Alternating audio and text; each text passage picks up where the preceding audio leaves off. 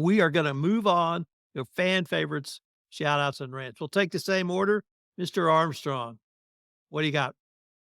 I've got a bit of a rant. It's somebody that I've been following for professionally for about 15, 16 years. I want to say it slowly. Julian Assange is not a journalist. We've got the extradition hearing coming up next week. There are, I think, 45 people have tried to look at the effect of extradition on the erosion of journalistic freedoms. To my extent, from my perspective, it's not simply irrelevant. He's doesn't pass the threshold of being a journalist. He's been a computer programmer. He's been an assistant at raves. He's been a hacker. He's been a criminal. He's been a criminal who pleaded guilty in court and then said to the judge on sentencing, a great misjustice has been done. He's been an IT consultant. He's been many things to many people. In my view, he's never been a journalist. The court shouldn't treat him as such. Matt Kelly. First, let me just add on with Jonathan Armstrong. I agree. Julian Assange is not a journalist. I have known many over the years. They don't do those kind of things that he does. But Tom, I was originally going to rant about any number of things going on in Washington here, but I think ethics and compliance and anti-corruption people would be remiss if we did not stop instead and I suppose rant about the death of Alexei Navalny, which was announced this morning. Alexei Navalny was Vladimir Putin's most outspoken critic, and apparently he has died this morning, so say Russian authorities. They have not been entirely forthcoming, in my opinion, on exactly how he died. They just said he felt dizzy after a walk and then died quickly. I think anybody who believes that he died because of some sort of illness or medical condition that came about naturally, you are kidding yourselves. He seemed in good spirits and in good health as recently as a week ago, I think it was. He was last seen, and now he's dead at the hands of a regime that has had no compunction about killing many of its critics. And let's be honest, we ethics and compliance officials here in the West who talk about it in a corporate stance, we are cheerleaders for good anti-corruption, and I think what we do is important, but what we do is the sacrifices we make and the arguments we make are a faint candle compared to the guts that it takes for true anti-corruption leaders like Mr. Navalny. He was 47 years old. He has a young son. I should give a shout out to his wife, Yulia, who apparently this morning, after learning about her husband's death, continued to appear at the Munich Security Conference, which is happening right now. And I also think anybody who thinks the timing of this death is a coincidence, again, you are delusional. Putin is trying to send a message to his people, give up, I'm here to stay. He's trying to send a message to the rest of the world, give up, I'm here to stay.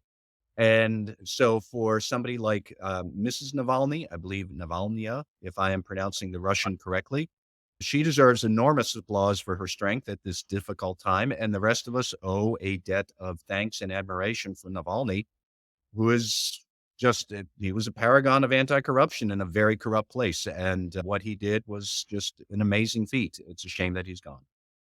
Karen Woody. It's hard to follow that. I second that as well.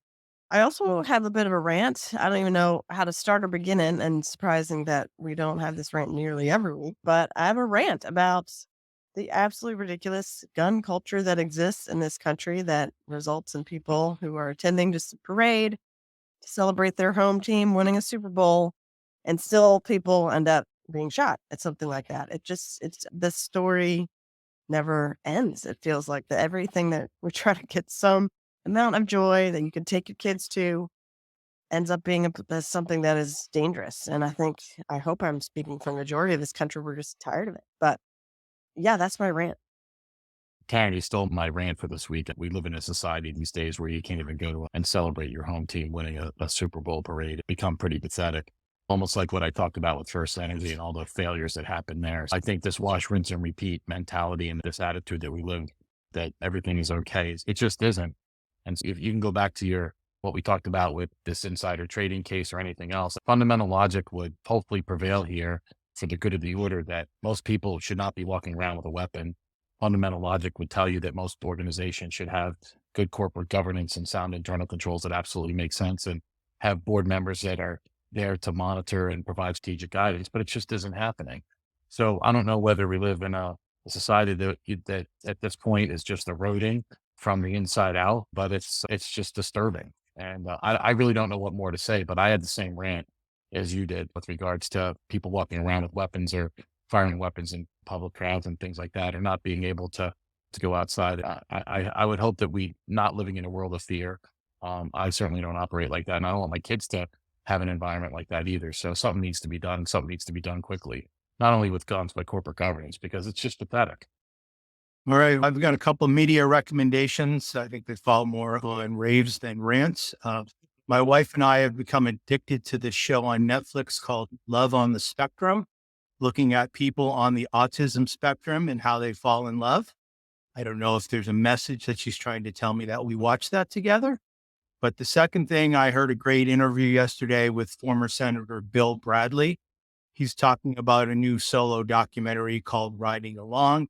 And if you're interested, there's about a 1-hour podcast with him and Preet Bharara on Ask Preet. So those are my media recommendations for the weekend. I'm going to have a shout out, hopefully a little bit lighter than some of the commentary. And I'm going to shout out to Ben Affleck. He had perhaps the most inane Super Bowl commercial ever. But when you see the entire video that's posted on Twitter of his preparation for said video, it all becomes clear. To not only have that self-awareness of your limitations structurally, emotionally, physically, and musically, I thought was priceless. And I hope Dunkin' Donuts sells a ton of his merch. So Ben Affleck, great job with your Super Bowl commercial. I'm a Dunkin' man myself. Guys and gal, thank you very much. Great episode. I can't wait till we can get back together.